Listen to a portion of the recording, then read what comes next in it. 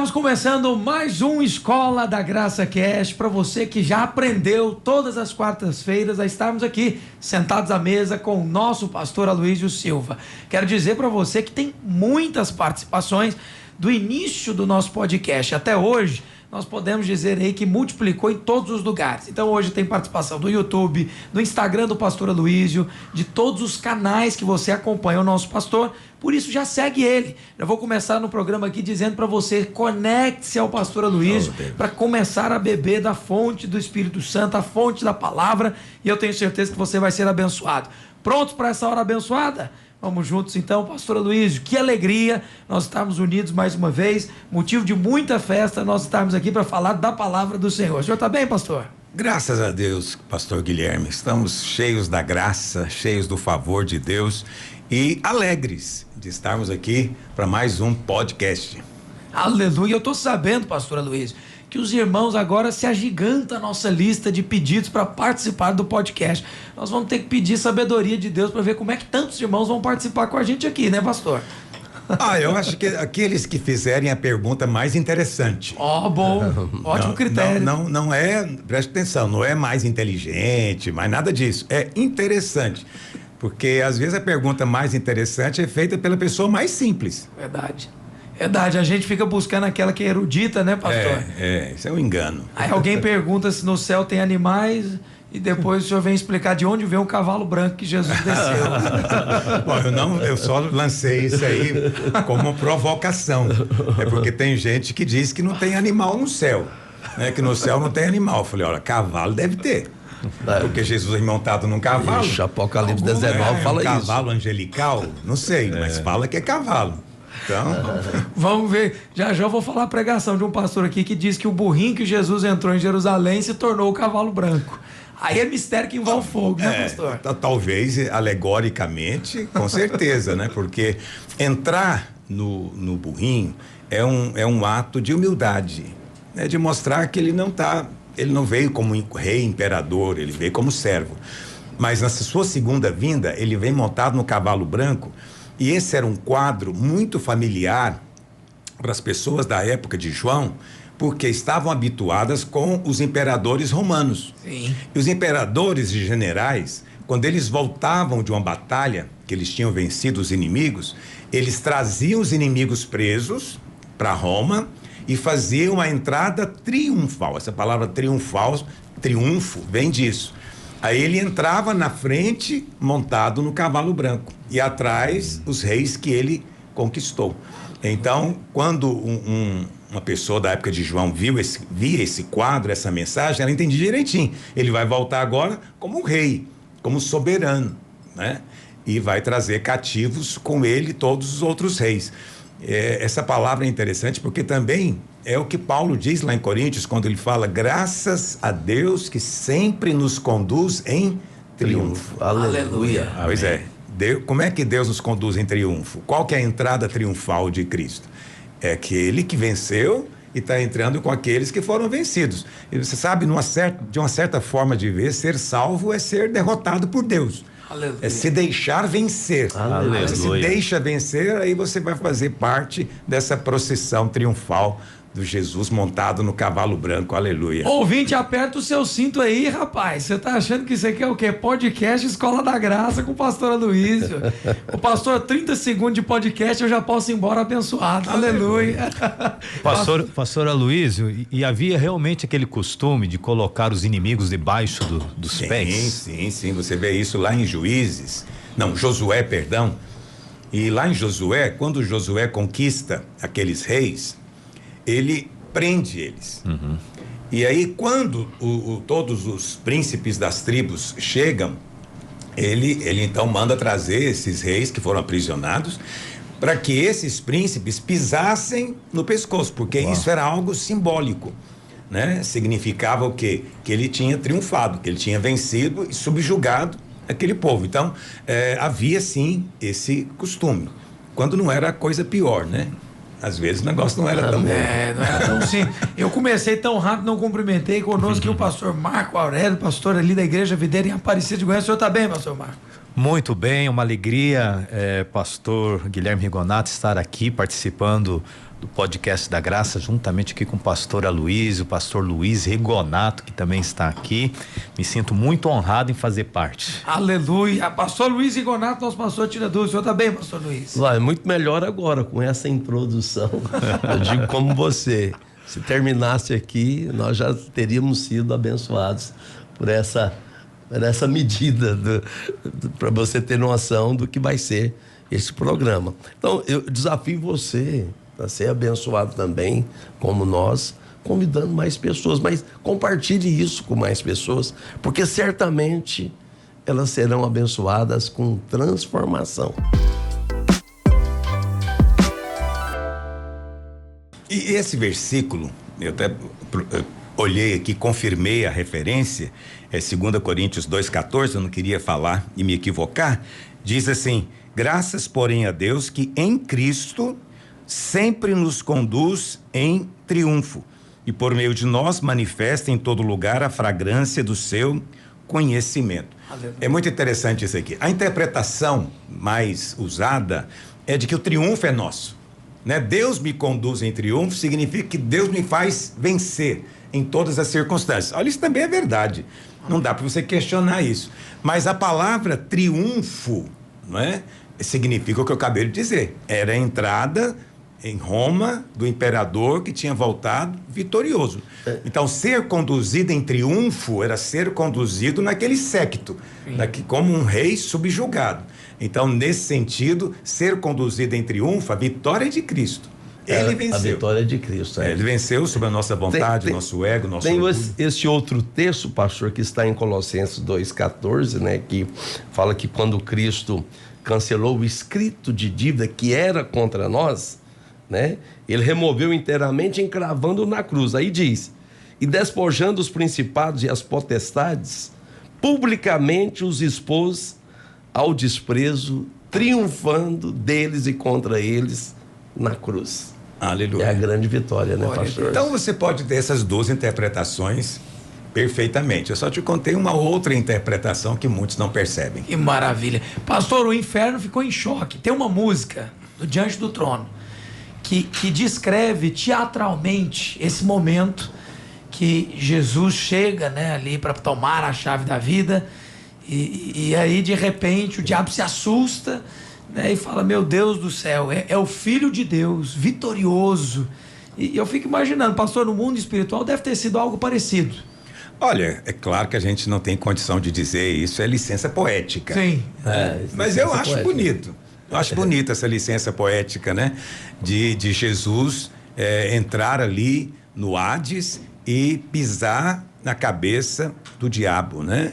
E pegar as chaves da vida, da morte, do inferno, fazendo-se Senhor, autoridade suprema no céu, na terra e embaixo da terra. Então, isso de fato aconteceu. Agora, foi na cruz que Cristo triunfou. Ali no inferno, ele foi só proclamar a sua vitória, né? Ele foi proclamar, declarar a sua vitória. Mas a vitória mesmo aconteceu de uma maneira completamente imprevisível para o diabo. Ele achou que estava eliminando, matando o Filho de Deus, mas ele não sabia que naquela morte ele é que estava sendo morto, derrotado. Estava sendo derrotado. Entendeu? Ele não imaginava. Porque se ele tivesse imaginado, Paulo diz, nunca teriam matado o Senhor da glória. Mas eles nunca imaginaram. A morte de Adão é a morte do caos, né, pastor? Mas a morte de Cristo é a morte eficaz, que restaura todas as coisas, né? Porque o sangue foi derramado. O sangue de Cristo, ele é muito, muito santo e muito, muito poderoso.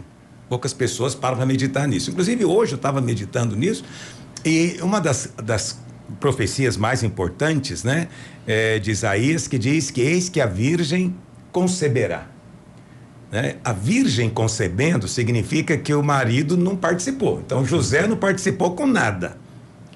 Mas e Maria participou? Essa é uma questão importante, porque muitos dizem que Maria é mãe de Deus, mas Jesus disse que antes de Abraão eu sou.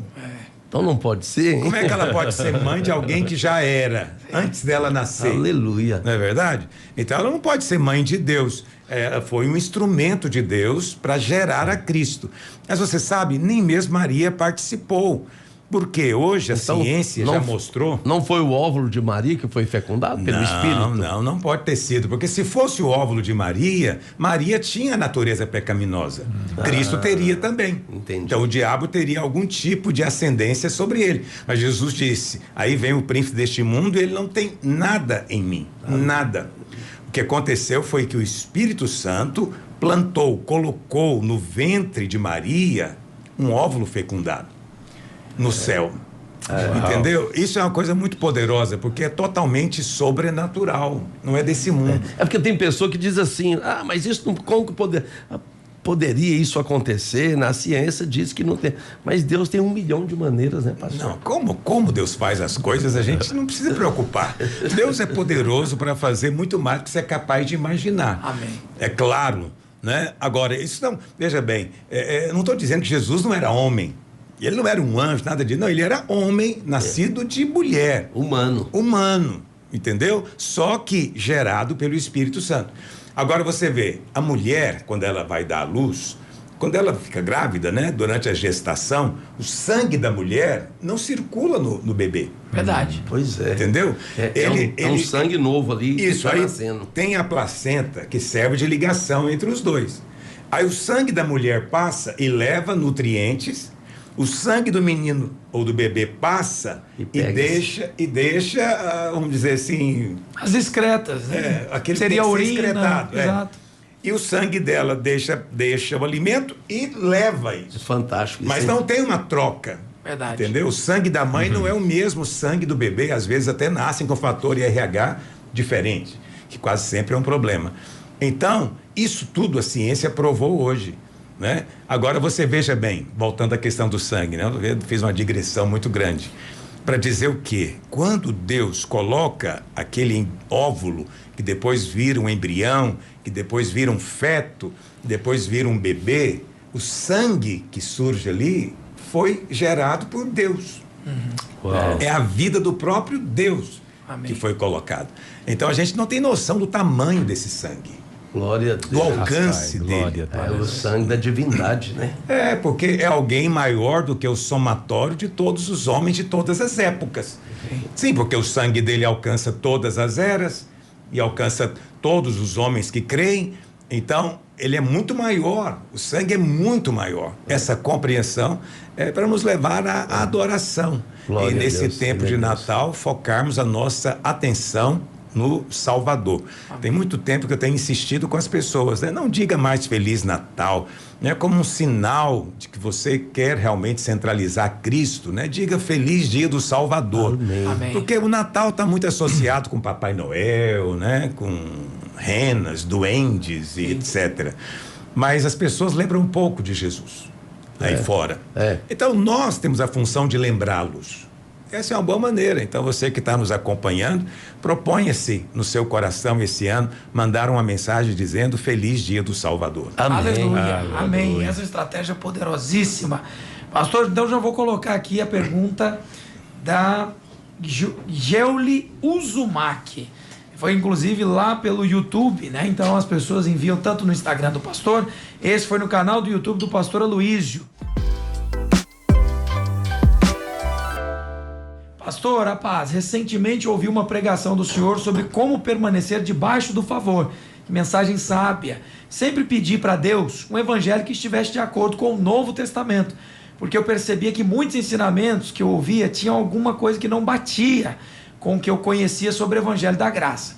Agora, graças a Deus, encontrei esse entendimento. Só lamento que na minha cidade não haja igreja que pregue dessa forma. Como eu posso viver plenamente o favor e uma igreja que ensine o evangelho da graça fiel ao Novo Testamento, pastor? Então, essa é a pergunta, né? Isso. Como é que ele pode viver plenamente a vida cristã se não tem perto dele, da casa dele, nenhuma igreja que pregue o evangelho de maneira radical, digamos assim, de maneira pura? Porque para ser evangélico tem que pregar o evangelho. Senão não é evangélico. né? Vamos ser francos. Aí você fala, mas qual é o evangelho? Então as pessoas dizem, o evangelho é amar ao próximo, é cuidar dos pobres. Não, isso é consequência. Entendeu? Isso é fruto.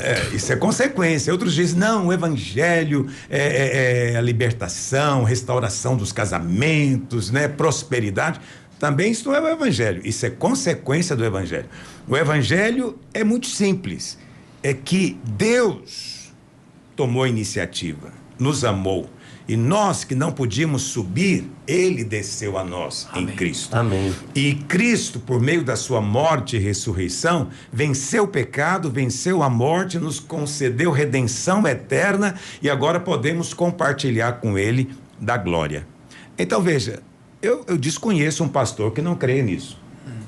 Desconheço, pode até ser que ele não pregue frequentemente, mas eu desconheço. Todos os pastores de igrejas evangélicas creem nisso. Então eles creem que Jesus veio, viveu sem pecado, nasceu da Virgem. Eles creem que Jesus morreu na cruz, que o sangue para redimir foi derramado. Eles creem na ressurreição ao terceiro dia, creem na volta do Senhor, creem que a Bíblia é palavra de Deus. Você vê que creem num só mesmo Deus, eles creem no mesmo Espírito, todos eles creem na ceia, creem no batismo. Então, creem que Jesus é Deus, né, pastor? Nós temos muito mais semelhanças do que diferenças. Muito mais. Mas nós só enfatizamos as diferenças entre as igrejas. Mas veja, aquela igreja que se diz evangélica, ela com certeza prega a graça de Deus, prega o evangelho. Mas o problema é a mistura. De fato, esse é um problema, porque isso é muito comum. Né? Eles começam com a graça e acham que depois a lei vai completar a obra. Isso é um engano. Nós temos que ir com a graça de Deus do começo até o fim.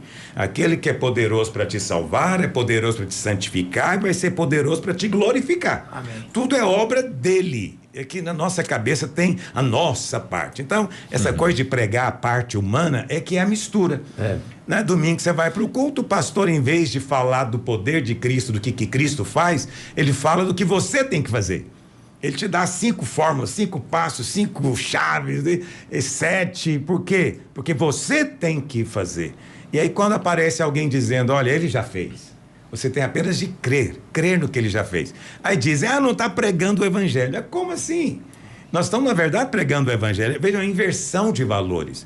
Não é verdade? Então, ô Geuli, você está numa cidade que não tem uma igreja que pregue radicalmente o evangelho, com certeza tem uma igreja que prega e crê em João 3,16. Então, vá para essa igreja. Seja bênção lá. Fique lá. Você pode continuar conectado conosco aí pela internet, continuar ouvindo a palavra, mas se você tiver esse coração disposto de amar a igreja, de amar os irmãos, mesmo quando os irmãos, né, não estão crendo exatamente como você vai ter recompensa. Pastor, assim, reino de Deus, né? É uma coisa muito sutil, muito próxima. O senhor acabou de falar aí o que é evangelho, né? Reino de Deus é o evangelho. Mas assim, as pessoas acham que o reino de Deus é liderar uma célula, fazer missões na África, distribuir cestas básicas com os carentes, etc. Quer dizer, essa questão entre o que é e o resultado, né? O fruto, né? O reino de Deus, ele é justiça, paz e alegria. É a síntese de um evangelho genuíno, né? Isso. Mas as pessoas acham que reino de Deus é a iniciativa, é a atitude de fazer coisas. Isso já é, como você mesmo disse, resultado, né? Jesus, certa vez, falando sobre isso, Jesus disse, olha, vocês não vão dizer que o reino está ali ou está acolá. Por quê? Não é uma questão visível exterior. Ele disse, o reino vai estar dentro de nós. Amém. E o que está dentro de nós? É a própria pessoa de Cristo, o Espírito Santo, que veio habitar dentro de nós. Então, o rei e o reino é a mesma coisa, né? Jesus disse, qual foi a pregação de Jesus quando ele veio? A primeira pregação dele, está lá em Mateus. Arrependei-vos, porque é chegado o reino. Arrependei-vos, porque é chegado o reino. Por que o reino chegou? Porque o rei chegou. O rei está aqui. Mude a sua opinião, arrependa. Mude a sua opinião, meu respeito. Eu sou o rei que chegou. Se você crê que o rei chegou, você é introduzido no reino. Se você rejeita o rei, você separado do reino. Tudo depende de como você lida com o rei. E arrependimento é muito mais do que chorar com remorso, né, pastor? Não, arrependimento é mudança de mente, mudança de ideia. E às vezes você está arrependendo e nem está percebendo, você não está chorando. Mas toda vez que você vem ao culto, você ouve a palavra e você diz, gente, é isso mesmo, eu preciso de mudar minha opinião sobre isso. Você está arrependendo, você está mudando de vida, não é? Então, às vezes eu estou pregando no culto, está acontecendo mais arrependimento do que quando as pessoas querem fazer apelos de arrependimento. Por quê? Porque às vezes a mudança de mente é resultado de uma compreensão, ele entendeu.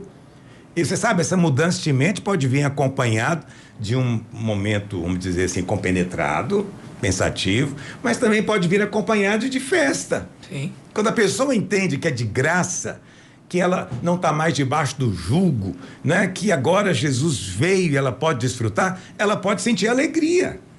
Aleluia. Agora, tem aqueles que choram também por causa do seu próprio pecado, condição, tudo bem, não é verdade? Estou apenas dizendo que arrependimento vai muito além do que simplesmente ficar contristado por algo errado que fez.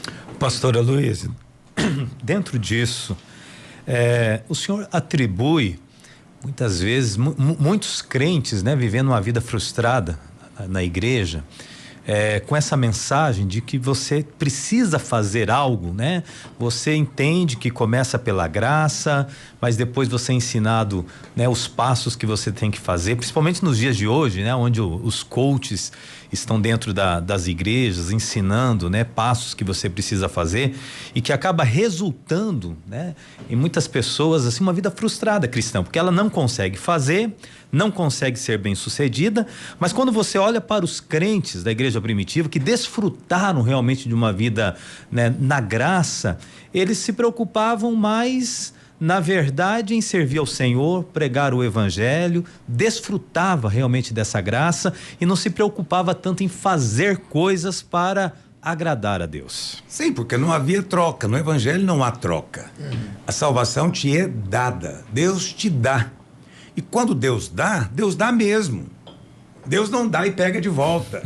Você não comportou bem, vou tirar o seu Vou nome. remover. Não vou te dar mais o presente da salvação. Mas era um presente? Era, mas não vou dar mais. Então não era presente.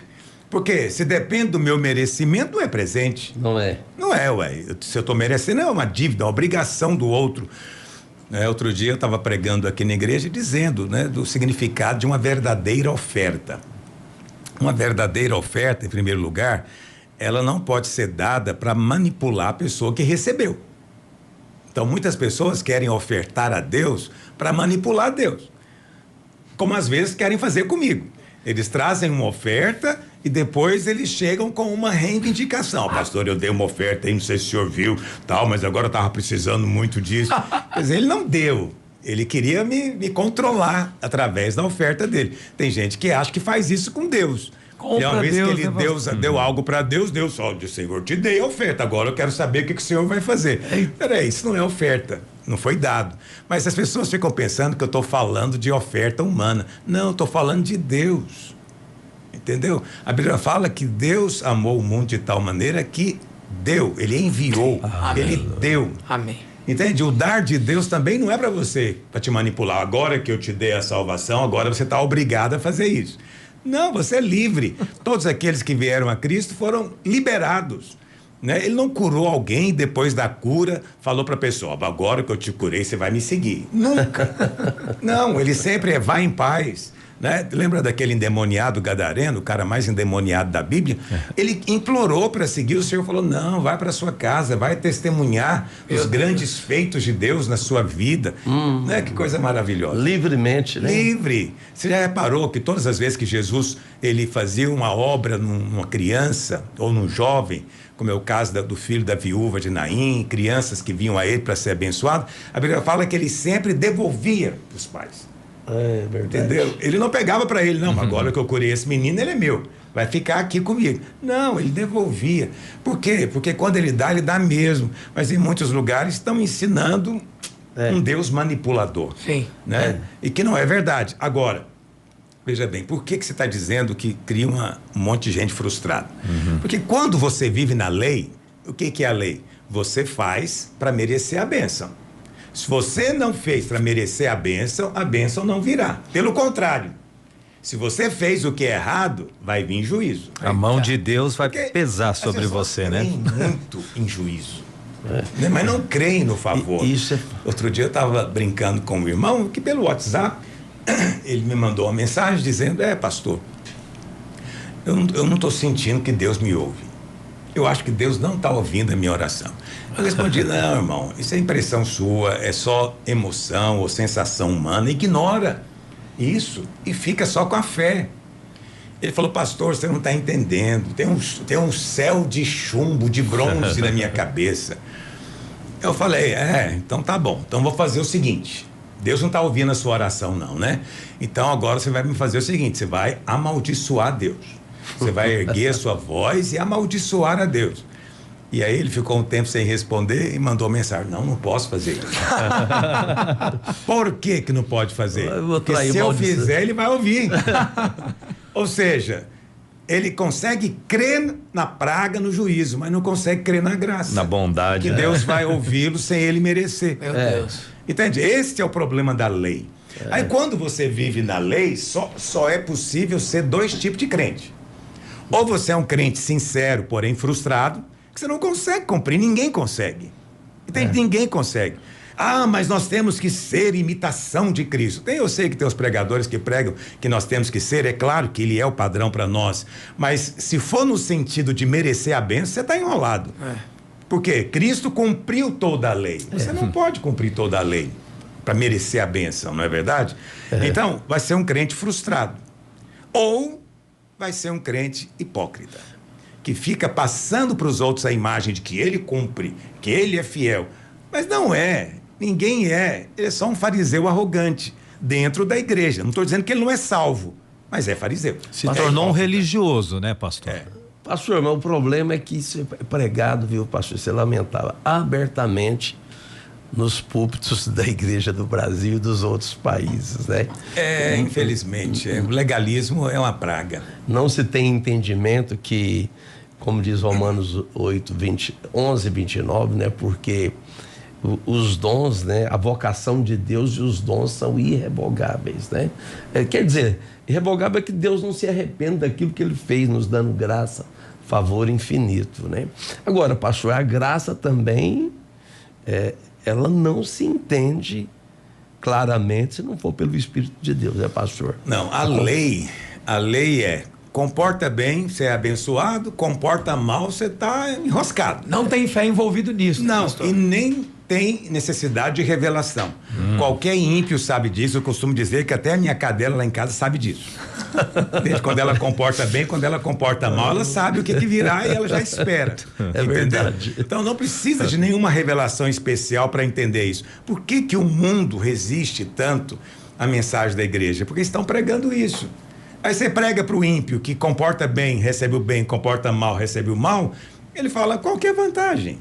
Entende? Onde está a vantagem? Onde é que está a boa notícia nisso? Eu já vivo assim, né, pastor? Agora, quando alguém vem e entende que a graça é onde abundou o pecado, deveria superabundar o quê? Castigo. Castigo. Mas em vez disso, é onde abundou o pecado, superabundou a graça. Isso não dá para entender. Isso é ilógico. Isso vai contra o nosso raciocínio padrão. Quer dizer que eu vou ter algo que não vai ser a consequência do que eu semeei? Não, você tem abundância de pecado, mas o que você vai colher, se você quiser, é a superabundante graça. Amém. Que é ilógico. Você não pode colher. É por isso que o pessoal acusava Paulo, né? Dizendo que Paulo pregava: vamos cometer mais pecado para sermos abençoados. Vamos praticar males para que venha o bem. Eles criticavam Paulo dizendo: isso é impossível. Se você plantou isso, você vai colher isso. Mas no evangelho o milagre acontece. Amém. Entende? Cristo levou a sua colheita e deu para você a colheita dele. Glória a Deus. A colheita dele. Pastor, sempre querem usar a mulher adúltera, dizendo assim: então tá bom, se Paulo tá certo, por que quando Jesus perdoou a mulher adúltera, ele disse: vá e não peques mais? Eu sempre tento dizer: mas você percebeu que ela deveria ter morrido e ela foi perdoada. Isso é graça abundante. Ela ficou esperando o apedrejamento, não é? Eles levaram, está lá em João capítulo 9, depois você pode capítulo 8, você pode ler. Eles levaram a mulher pega em adultério para ser apedrejada. Só que aquele pessoal queria confrontar um pregador da graça. Como é hoje, entendeu? Olha, a lei diz que tem que apedrejar. O que você diz?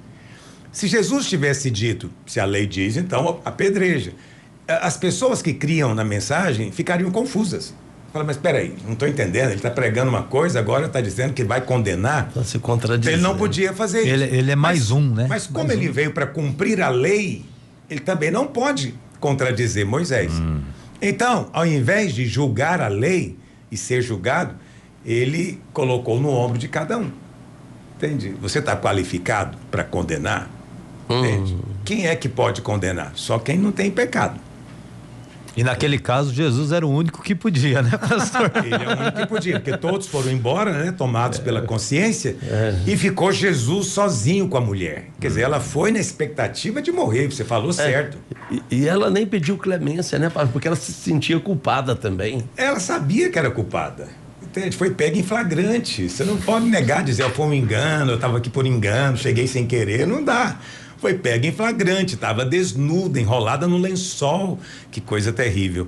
E ela agora sozinha diante do rei, que é santo, santo, santo, porque é isso que o pessoal gosta. Deus é santo, sem santidade ninguém verá o Senhor, mas aquela mulher viu Jesus. Bom. Aquele que é santo, santo, sem 3 vezes santo. santidade nenhuma. Ela, sem santidade nenhuma, está ali diante do Senhor, não é? E o Senhor diz o que para ela? Peraí, onde é que estão os teus acusadores, né? Ninguém te condenou? Ninguém. Aí o Senhor diz para ela, nem eu tampouco te condeno. Esse é o evangelho. Aleluia. É isso que nós temos que pregar. Deus não quer te condenar. Jesus não está aqui para te condenar. Mas o que as pessoas ouvem constantemente dentro das igrejas é condenação. Sim. Condenação. Em muitas igrejas, dia de ceia é um dia terrível. Terrível. Por quê? Porque é o dia de acerto de contas. E se ela for honesta, ela nem vai lá tomar ceia. Porque ela sabe. É verdade. Muitos não tomam ceia há muito tempo, porque sabem disso. Estão esperando merecer, porque ouviram só condenação. Mas o dia que ouvirem a mensagem do nem eu te condeno, aí eles poderão ir e não pecar mais. Aleluia. Porque o que Jesus disse para a mulher? Vai, não Nem peques eu mais. te condeno. Então ele deu o dom da condenação, o presente da não condenação. E como consequência do perdão, vá e não peques mais. Você vai vencer o pecado quando você entender o amor e o perdão da cruz. Aleluia. Aí é que você vence. Mas muita gente acha que vai vencer o pecado pela lei, pela proibição. Não, você vai entender pelo perdão. O perdão é que vai te libertar. É a graça de Deus que te conduz ao arrependimento. Muita gente arrepia da gente falar isso assim, ó, pastor. Rapaz, a ceia é para lembrar do perdão. É para lembrar que como essa mulher debaixo de condenação, de culpa, o Senhor não condenou ela.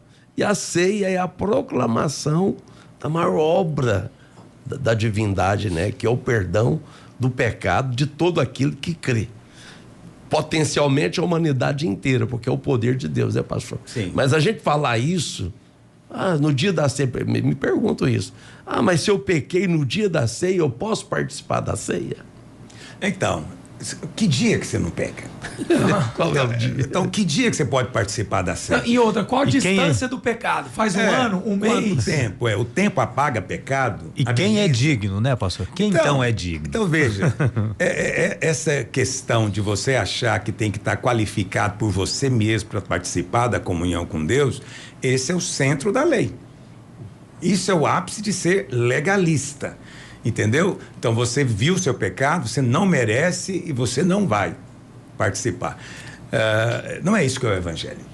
Entende? Se depende de você não pecar para ser abençoado e aprovado, você não vai ser nunca. Mas depende é o quê? Se você foi perdoado. Eu pequei, mas a grande questão é, você está ou não perdoado? Mas eu já pequei 10 vezes. A questão é essa, o sangue de Jesus é maior do que 10 vezes? Foi um pecado, eu estava consciente. A questão é, o sangue é maior do que o pecado consciente?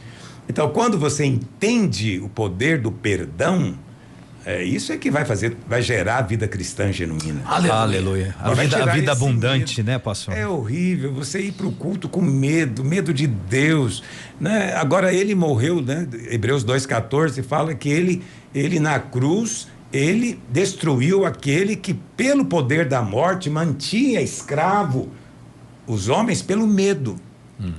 Então, o diabo escraviza pelo medo. Então, pastores que querem manipular o seu povo, nem que seja manipular para serem obedientes, não deixa de ser manipulação. Querem manipular para o bem, mas é manipulação, não é a maneira de Deus. Eles querem manipular pelo medo. Cuidado. O juízo vem, seu pecado vai te achar, né? O demônio vai te pegar lá na frente, olha o encosto, né? Você não, entendeu? A pessoa, ela pelo medo, ela vai tentar obedecer ao rei, mas que rei é esse? Ele não quer ser obedecido dessa maneira. O pastor Rigonato deve lembrar, eu, quando adolescente, jovenzinho, quando falava do culto da Santa Ceia, eu tinha era medo. E dependendo da semana, eu nem ia na ceia. E quando eu ia, que passava a bandeja ali, pastor Rigonato, me dava um medo, um temor, assim, eu falei assim. Porque a gente acha que em vez de ser um culto de celebração, de alegria, rapaz, virava um negócio assim de temor. Se eu tomar indigno, eu vou morrer ali mesmo, vou cair morto. O pastor Luiz pode contar. Tem um pastor muito querido meu, o pastor Aden Hamilton. E eu me lembro, há 25 anos atrás, tinha um pregador africano, muito conhecido, não vou mencionar nomes aqui, e ele tinha muitos sinais, muita cura, muitos milagres, né, durante as ministrações dele. E ele então fez uma reunião um dia, depois de ter feito vários milagres, ele chamou os pastores na frente. Mas da seguinte maneira: você quer receber essa mesma unção? Você quer ver isso acontecendo também no seu ministério? Qual pastor que não quer? Foram todos para frente, né? E ele falou: faz uma fila aqui. Aí fizeram a fila. Aí ele falou: só tem uma coisa que eu tenho que avisar para você. Eu vou orar, mas aquele que tiver em pecado vai morrer. Meu pai, Eu fiz questão de falar o nome do pastor porque eu não estou inventando. Vai morrer. E o Adenzinho era um dos primeiros da fila. Um passo atrás. Ô, gente, me desculpa aí, hoje eu não vou, hoje não é meu dia. Não vou arriscar. Não tô pronto. Hoje, Quem que picou? Ninguém. meu Deus. Entendeu? Ninguém. Mas não tinha Jesus lá para dizer: nem eu te condeno. Entendeu? Puxa Jesus, vida. não foi Jesus que condenou quem foi embora. Aí é assustador. Foi eles mesmos que se condenaram. Sim. Não é Não verdade? tinha essa condenação em Deus. Eu acho que a pergunta da Geule, ela representa. Ah, é mulher? Não, eu dou Gilli. É Geule, é homem? Isso. Ah, tá. Gilli Zumac. É ele. Perdão. Então, a pergunta dele representa uma multidão de pessoas que às vezes falam: como que eu posso viver plenamente no favor de Deus? Porque se constantemente, deliberadamente, como a Bíblia diz, né, pastor? Porque a pessoa lê aquele texto de Hebreus 10, 27, ele fica assim, 26, né?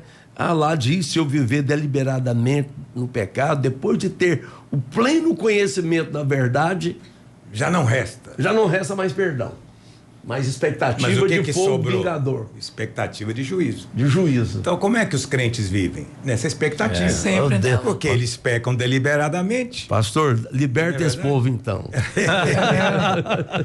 É isso que nós estamos pregando toda semana, né? Mas a respeito desse texto de Hebreus, você pode adquirir o meu livro, Sim. A Supremacia da Graça, que é um estudo sobre o livro de Hebreus, e lá eu explico detalhadamente sobre isso. É só um merchandising. Assuntos difíceis é com o pastor Aloysio. Pastor Aloysio está pregando domingo sobre a estátua de Nabucodonosor. Pode ler o livro Supremacia da Graça, que você vai tirar Hebreus de letra. Amém.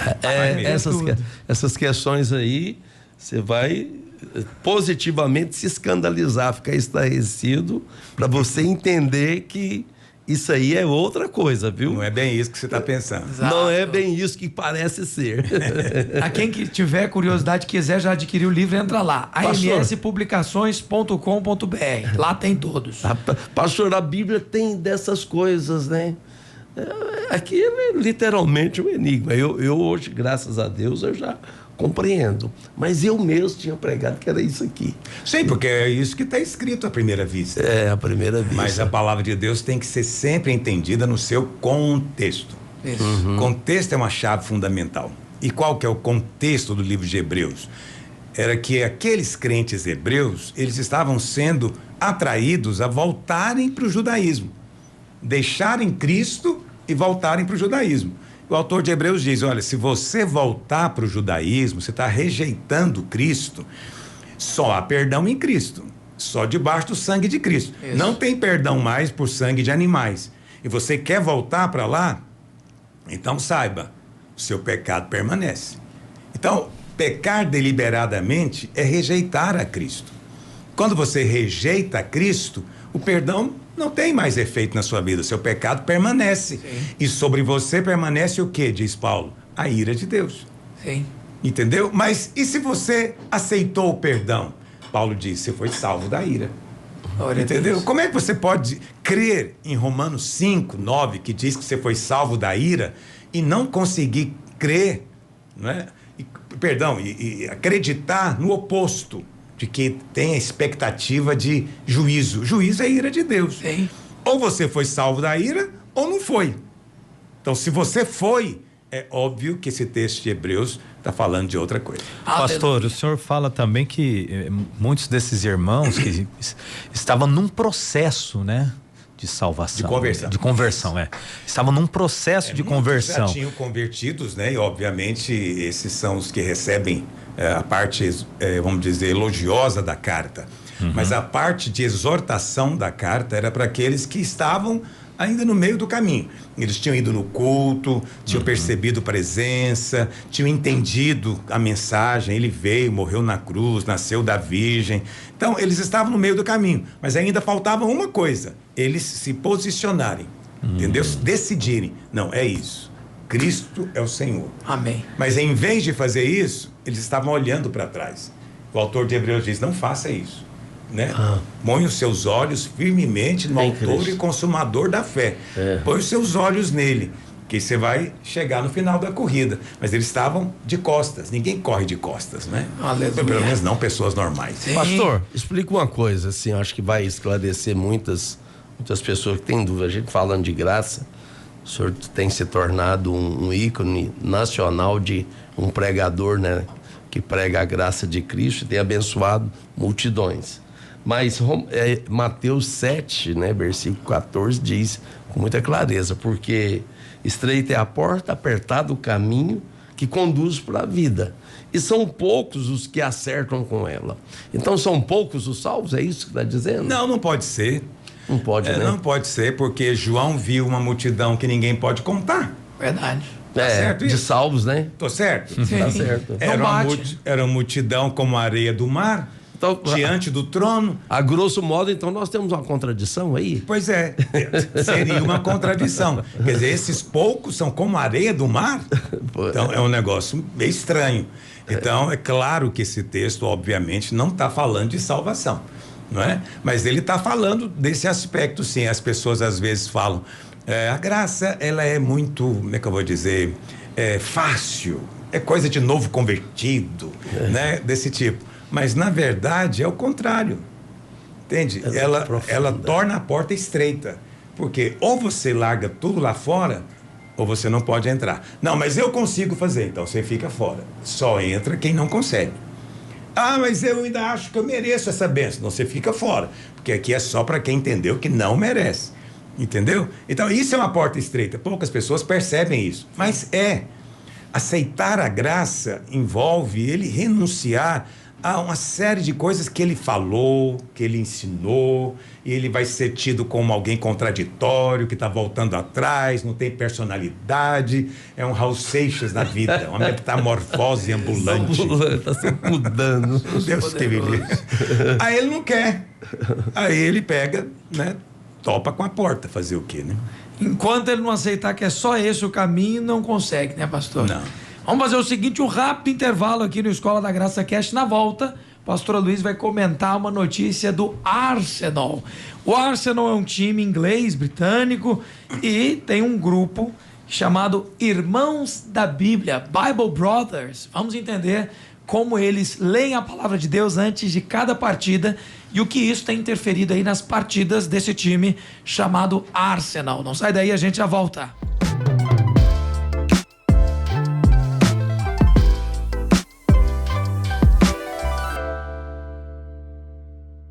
De volta com a Escola da Graça Cash. Para quem já está sintonizado desde o início do programa, nós vamos ler aqui uma notícia já do Arsenal, esse time famoso. O pastor Aloysio responde o que ele acha sobre eles lerem a Bíblia antes do jogo, antes de cada partida. Mas se você não estava no rádio, não acompanhou desde o início, entra no YouTube do pastor Aloysio, lá você pode assistir o programa desde o início e claro, fica postado para você enviar.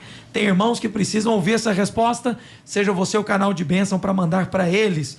Mas antes, eu vou só colocar aqui a frase do Cláudio, pastor Aloysio, porque o Cláudio Silva participou conosco e ele disse que fim de ano é muito triste para ele.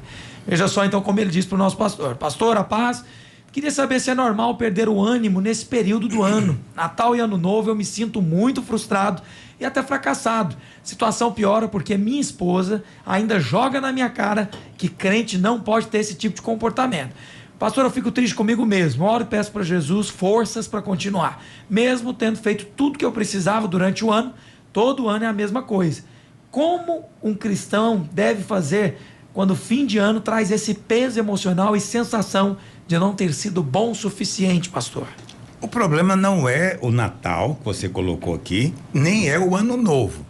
O problema todo chama-se condenação. Condenação. Então, o que acontece no final de ano? Se você é alguém que anda baseado no desempenho, no merecimento, final de ano é época de você fechar pro balanço. Então, você tem que mostrar o resultado que você teve. E aí o seu resultado não foi exatamente o que você esperava, o que outros esperavam, é claro que vai vir a sensação de frustração e de condenação. E aí você encontra alguém que ainda fala para você que você não pode sentir o que você está sentindo. Eita. Quer dizer, você fica no beco sem saída. Você fala, puxa vida, então como é que é ser cristão? Então, a melhor maneira, filha, é você ser liberto da lei. É você entender que não é pelo seu desempenho, é tudo pelo favor imerecido. Então, comece o ano para você ver, colocando diante do Senhor, aprendendo a descansar nele, orando sobre cada circunstância, e você vai ver que você vai prosperando, você vai crescendo. Amém. Vai ser como o sol, né? Que vai brilhando mais e mais até ser dia perfeito. Ok? Mas não tente se relacionar com base no seu desempenho, ok? E não fique pensando que as pessoas que têm valor são aquelas que têm alguma coisa. Lembra de Jesus? Quando Jesus veio, onde é que ele nasceu? Né? Nasceu ali num estábulo, foi colocado numa manjedoura, né? Seus pais eram pobres, então Jesus era pobre, ele trabalhou como carpinteiro e depois ele terminou seu ministério, abandonado pelos seus próprios discípulos, ainda morrendo na cruz. Então você vê, do ponto de vista natural, de qualquer critério, né, que esse mundo use, Jesus não foi bem sucedido, mas ele cumpriu o propósito de Deus. Então preste atenção, procure ter clareza do propósito de Deus para você, para sua casa, para sua família, entendeu? E ore pelo cumprimento disso. Amém. Cumprir o propósito é que é importante, não é ganhar dinheiro, não é todo ano ter uma renda maior do que no anterior, não. É ser suprido o suficiente para ter o necessário para cumprir o propósito de Deus. Pastor, então eu vou até representar muitas pessoas aqui agora, porque o Cláudio disse de Natal e Ano Novo ele fica mal, mas eu conheço muitas pessoas que ficam mal em outra data, que é o aniversário. Então a pessoa ela diz, eu não gosto de aniversário. Você pergunta, mas por quê? Você não quer comemorar? Não, eu não gosto, não quero comemorar. Eu não sei, eu acordo mal no dia do meu aniversário. Tem muitas pessoas assim, né, pastor? Isso também é condenação, que afeta a autoestima num nível tal que a pessoa chega ao ponto que ela não merece nada, nem mesmo celebrar o aniversário dela, porque ela é um zero à esquerda, um traste. Se você for viver dessa maneira, qualquer celebração vai ser um tormento, né? Exatamente. Imagina, se você é solteiro, não tem namorada, no dia dos namorados. Entendeu? Todo mundo, sábado, tá saindo, os lugares estão lotados, casaizinhos com flores vermelhas, e você sozinho, entendeu? Quer dizer, você vai ficar ali deprimido ou você vai dizer, não, Deus já preparou uma para mim. Amém. Ela tá chegando, Pastor, foi enviada. Pastor, é por isso que a Bíblia fala, né, Romanos 2, Não vos conformeis com este século. Os padrões do mundo, você não pode se basear nos padrões do mundo, né, pastor? A namorada, sei lá, o salário, a casa, o bairro, o carro. Não. Essas coisas são exteriores, são materiais, né? O materialismo não é do Senhor. Deus quer te prosperar, mas tenha muito cuidado para não se tornar alguém que ama o dinheiro, um materialista. Amém. Amém. Pastor, deixa eu ler essa notícia do Arsenal, então, no nosso bloco Perspectiva da Graça. Coloca na tela para nós a notícia. Grupo de jogadores do Arsenal lê a Bíblia antes de cada jogo. Abre aspas, oramos uns pelos outros. Então, o Portal Guia me mostra alguns jogadores do Arsenal, um time da Inglaterra, que se reúne para estudar, orar e antes de cada jogo. Em entrevista, Noni Madueke contou que o grupo chamado Irmãos da Bíblia busca fortalecer fé e união. Oramos juntos, isso nos dá força e nos une. E Madueke, ele está dizendo que conversam sobre passagens bíblicas, compartilham dos desafios e intercedem uns pelos outros. E essa prática melhora até o desempenho em campo. Ele está dizendo aqui, abre aspas, sentimos que não estamos sozinhos. E o Timber, que é o pastor deles, diz que está trazendo com essa atividade entendimento e propósito. E o ex-jogador John Bostock elogiou dizendo, eles deixam de ser apenas colegas de futebol, tornam-se irmãos na fé. Essa unidade reflete no futebol em campo. Pastor Aloysio, orar antes da partida ajuda a ganhar o campeonato? Não, eu acho muito legal, né? Esses Bibles Brothers. É um negócio bonito, irmãos da Bíblia, né? Na Bíblia. Eu acho que ler a Bíblia antes do jogo, né? Antes de você comer, almoçar, antes de você dormir, tudo isso é bom, né? A Bíblia vai ser bênção na sua vida, mas não é mágica. Porque as pessoas pensam assim, não, agora que eu li a Bíblia, Deus agora está comprometido comigo, agora o nosso time vai ganhar todas. A Bíblia não é amuleto, né, pastor? Não é isso, quer dizer, você tem que entender que é para a sua vida. Eu não sou jogador de futebol, mas eu suponho, na verdade, entendo até muito pouco, mas eu suponho que esses jogadores, eles são profissionais. Sim. Eles não estão lá para ganhar todo jogo, nem todo campeonato. Eles estão lá para fazer o trabalho melhor maneira possível. Mas no caso do esporte, né, que envolve competição, vai ter sempre alguém na frente. Mas não significa que você não é abençoado. Sim. Porque se for depender disso, só é abençoado o quê? 11, 22 jogadores? Sim. 11 é só 11. Inteiro. Por quê? Porque só um time que vai ganhar. Todos os outros, então, não são abençoados. Então você não é um jogador abençoado? Então, essa percepção é equivocada. Então, é como eu disse, Deus quer abençoar o propósito dele na sua vida. Amém. Então, o jogador entendendo isso, ele vai fazer aquilo para o Senhor. E quando ele faz para o Senhor, é do Senhor que ele recebe a recompensa. É verdade.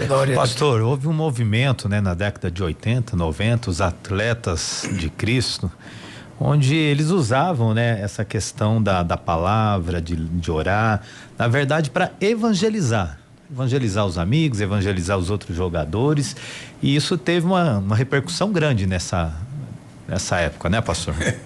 Teve. Você sabe, não há limites para condenar. Não há limites, né? Então eu me lembro de um certo jogo que teve um jogador famoso, não sei se foi o Neymar, não sei quem foi, né, que tirou a camisa, né, e tava com outra camisa por baixo, né, falando de Jesus. Isso. Né? Neymar também colocou a faixa, 100% Jesus. Muito legal, eu acho muito legal. Mas aí, o que as pessoas falavam? Ele fez isso na hora que fez o gol. Mas e a pernada que ele deu no adversário? Né? E o palavrão que ele falou, a cusparada que ele fez? Né? Olha o testemunho desse cidadão, e ele quer falar de Jesus. Aí você vê como é que são as coisas, né? O ímpio não fala isso, o crente fala. Entende? Porque não tem limites para condenar. Quem você quiser condenar, vai ser condenado. Sim. Então, se um jogador de futebol for esperar ser perfeito, ele vai testemunhar de Jesus publicamente algum dia? Não. Nem ele, nem ninguém. Não é verdade? Mas eu acho que quando um jogador entende a graça de Deus, ele vai fazer isso sem temor. Amém. E se alguém apontar o pecado dele, ele não se intimida. Por quê? Porque ele é amado além do pecado. Ele é amado apesar do pecado. Amém. É a mesma coisa de falar para um homem que é homem, mas você é uma mulher. Vai tá nem aí para isso. Se ele for uma pessoa normal, ele não vai ligar. Agora, se ele tiver 7 anos de idade, ele liga. Você foi infantil. Chamar ele de mulherzinha com 7 anos de idade vai ter problema. Vai ter briga. Entendeu? Por quê? Porque ele está falando que eu sou o que eu não sou. Agora, para aquele que já é adulto, quando você fala que ele é o que ele não é, quem liga? Não tá nem aí, né, pastor? Tá nem aí pra paçoca. Ó, e caminhando pro final do nosso podcast, no bloco Aplique a Graça, tem uma mulher, a Ana, ela é lá de Séries, e ela disse o seguinte, ó, não vou só dizer meu primeiro nome, mas pastor, eu tenho 23 anos, meus pais sempre foram muito amorosos e bondosos comigo, mas são ateus declarados.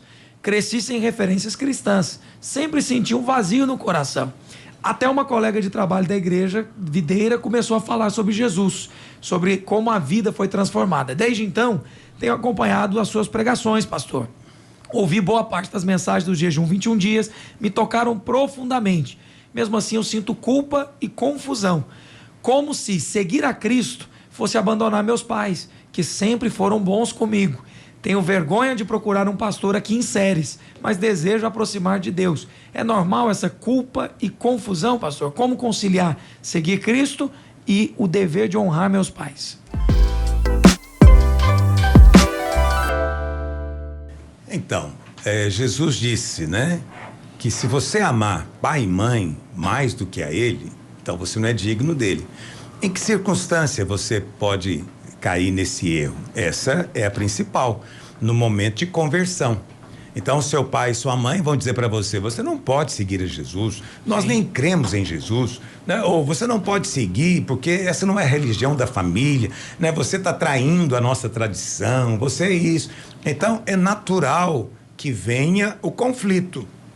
Aí, nessa hora, você que está nesse processo de conversão, você sente, não é culpa, mas você sente o conflito.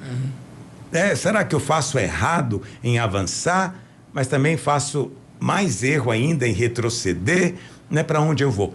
Então eu digo para você, vá para frente, vá para Cristo. Amém. Ok? Pode ser que no primeiro momento seu pai e sua mãe fiquem chateados com você, mas depois, sem falar nada, só pelo seu comportamento, eles vão ser atraídos a você. Por quê? Porque muitos filhos caem nas drogas, muitos filhos caem no pecado, no erro, e entristece os pais, mas você não. O seu bom testemunho, o seu bom comportamento como filha vai atrair a atenção deles. E vai dizer, poxa vida, essa igreja ou essa religião ou Cristo fez diferença na vida dela, não é? Então, isso pode acontecer depois, mas no primeiro momento, você tem que suportar a perseguição, a crítica, né? E o conflito. Jesus contou uma parábola chamada do semeador. E ele conta a parábola falando de diferentes tipos de solo onde a semente caiu. E um desses solos era justamente ali na beira da estrada, que a pessoa, perdão, não era na beira da estrada, mas era um terreno bom, mas que tinha pedra. Isso. E Jesus explica, o que significa isso? São pessoas que ouvem, mas quando vem a perseguição, elas retrocedem. Então, não retroceda, deixa a semente do evangelho germinar e crescer na sua vida e produzir fruto. Pastor, Amém. ela não pode, assim, alegar, por exemplo, né? Mas a Bíblia fala que é para submeter a autoridade de pais e mães, porque é o primeiro mandamento com promessa. Sim. Com exceção, exceto a autoridade divina. Então, você deve submeter ao seu pai e à sua mãe, claro, isso é bom, diz a Bíblia, diante de Deus. Mas você nunca deve pensar que eles estão acima de Deus. Então, o Senhor Jesus tem que ser a autoridade suprema. Por isso, quem é que é salvo? Salvo é aquele que crê com o coração e confessa com a boca que Jesus Cristo é o quê? Senhor. Autoridade suprema, maior de todas, ninguém acima dele.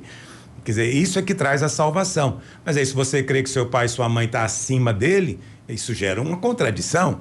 Então, não está. Ok? Então, normalmente, eu diria para você, em qualquer circunstância, estando você ainda na casa dos seus pais, submeta a eles. Amém. Só você está autorizado a não se submeter, porém nunca ser desonroso, é quando envolver sua relação com Deus. Então, seu pai e sua mãe não podem te proibir de ler a Bíblia, eles não têm autoridade para isso. Não pode te proibir de orar, não podem te proibir de ir ao culto.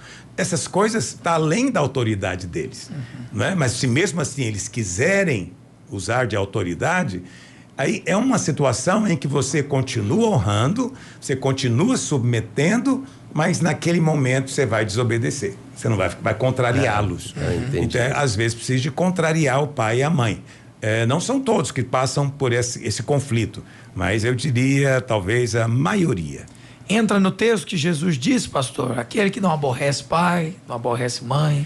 Aborrecer é isso, é contrariar, né? Não, meu pai e minha mãe queria que eu ficasse aqui no judaísmo, queria que eu ficasse aqui no budismo, mas eu me converti, entendeu? Então é claro que isso vai gerar problemas na família. É a divisão que foi prevista, né? Que Jesus já disse que aconteceria. Aleluia. Que o Senhor te abençoe, meu querido irmão que está acompanhando a Escola da Graça Cast. O pastor Aloísio, ele está sempre no portal escoladagraça.com. Eu, inclusive, pastor, só testemunhar aqui para os nossos ouvintes. Tem um irmão que não entende muito de Apocalipse.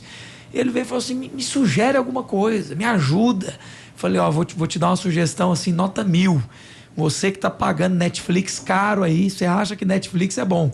Entra no escoladagraça.com, faz uma única assinatura e acessa um estudo que chama Apocalipse Sem Mistério.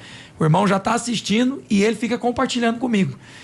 Como é que é esse negócio, hein, rapaz, da estátua e o negócio das taças e o derramamento de cada taça, são 7.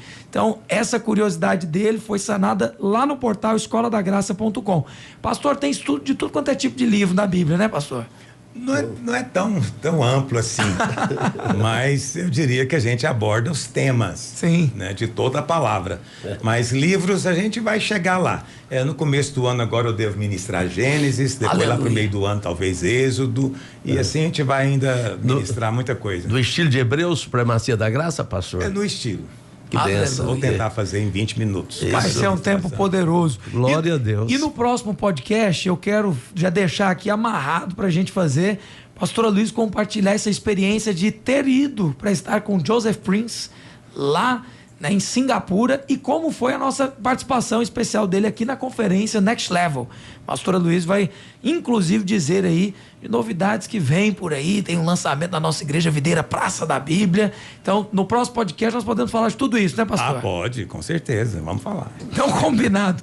Pastor Rigonato, um forte abraço, até o próximo podcast. Forte abraço em todos que estão conosco, né? Uma honra imensa estar aprendendo aqui nessa grande sala de aula. Uma grande bênção de Deus. Aleluia. Pastor Marco Aurélio, um forte abraço, pastor. Um abraço, pastor Guilherme Rigonato. Sempre é um prazer, uma alegria estar aqui com o pastor Aloísio e nessa oportunidade juntamente também com o pastor Luiz Rigonato. Uma alegria. Um abraço a todos. Aleluia. Segue o nosso pastor no Instagram. Vamos juntos até quarta-feira que vem. Tchau.